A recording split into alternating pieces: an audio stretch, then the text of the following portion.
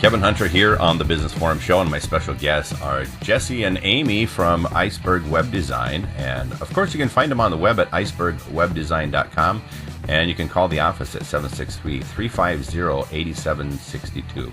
Well, first of all, welcome to the show, both of you. Thanks for having us. Thank you, yeah. Nice to have you here. So, Jessi, let's start with you. You own the organization, and what got you started in web design? Well, I have been developing websites since I was a teenager. I remember the day my dad walked home with one of those AOL CDs and said, "Here you go, we're getting online." And one of the very first things I did was jump online and buymyname.com. I went through a couple of online HTML tutorials, learned how to write code, started way back in the early 1990s with just setting up little freelance website projects. I did some work with my uncle's farm. He owns a pumpkin farm in Andover.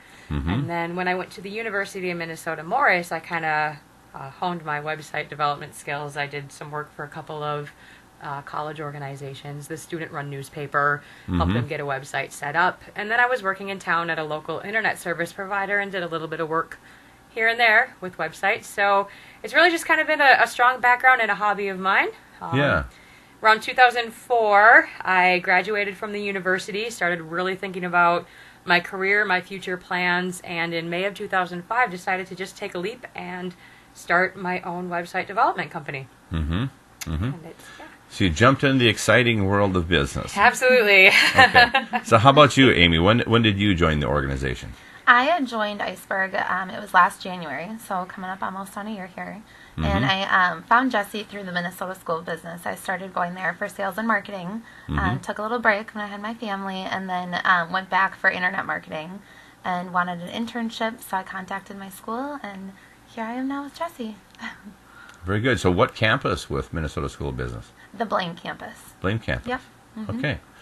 Well, very cool. So let's talk about some of the interesting stories that you run into in business, and particularly doing web design. You told me before the show started here that you're still running into companies that have not yet put themselves on the internet, gotten a website out there. What do you think is stopping companies from doing this? Because as I said beforehand, it used to be a credibility tool a few years back, and now not having a website is the same thing as disconnecting your telephone number. Right. Why are we seeing that? It's absolutely an essential tool to have now, an essential marketing piece. In fact, arguably your website is your most important advertising piece. A couple of things we run into, one, companies are just old school. They think that, the way that they've been generating business right now is going to be working for them in the long term. So they just don't have new technology on their radar. And then another one, is cost. We see a lot of people who think that websites are cost prohibitive, and really that's not true. If you sit down and break it down and look at where you're spending all of your advertising dollars, having a professionally developed website is less expensive than running a 2x4 ad in a newspaper every week. So if you look at the cost savings, and what are you going to put in all of your other advertising materials, you can only say so much in a little 2-inch by 4-inch square, but your website can give a whole comprehensive overview of your business. So the other thing to consider is that everybody is shopping on the web. And when you think about newspapers, double-digit losses in readership in all of the last 3 years, and it wasn't that pretty for the 2-3 years prior to that. So there's very few people actually using the newspaper anymore. In fact, I think of when's the last time I actually read my newspaper, and I get one a week.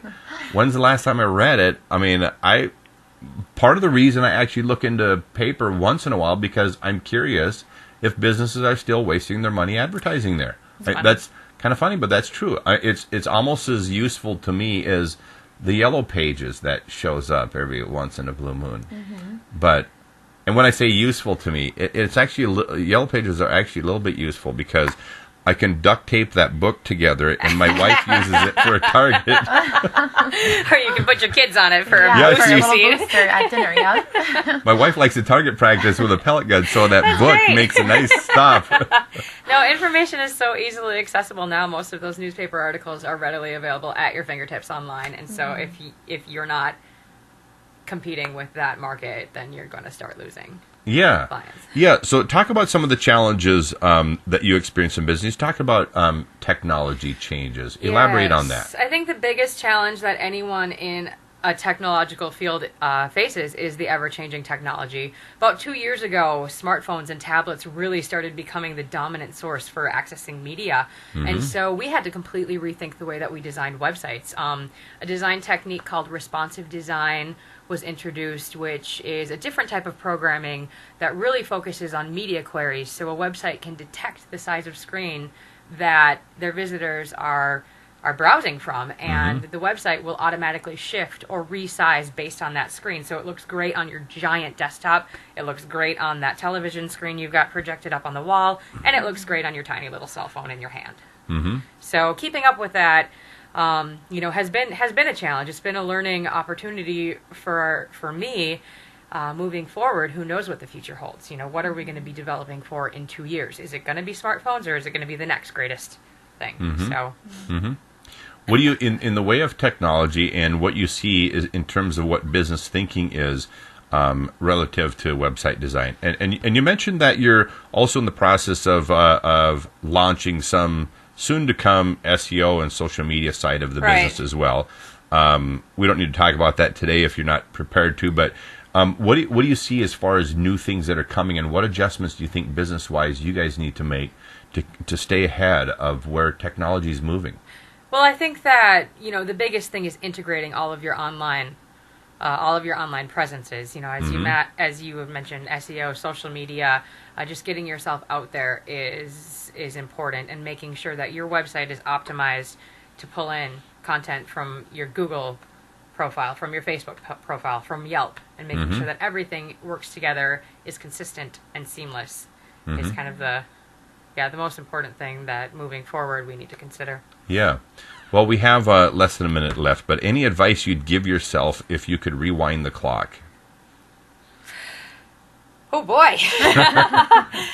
Don't give up, don't give up, don't give up. I mean, there have been a lot of struggles and a lot of things that I've worked with. I think I would have taken the step to take on an additional employee for more help a little bit earlier had I had the opportunity. So Amy Ann has been a fantastic addition to our business, and she saves me a ton of time every week. So. Excellent. Well, it's Jessi and Amy here on the Business Forum show from Iceberg Web Design, and you can find them at icebergwebdesign.com, and the contact number for the office, 763-350-8762. Again, 763-350-8762. Kevin Hunter here on the Business Forum show. Thanks for listening. Thank you.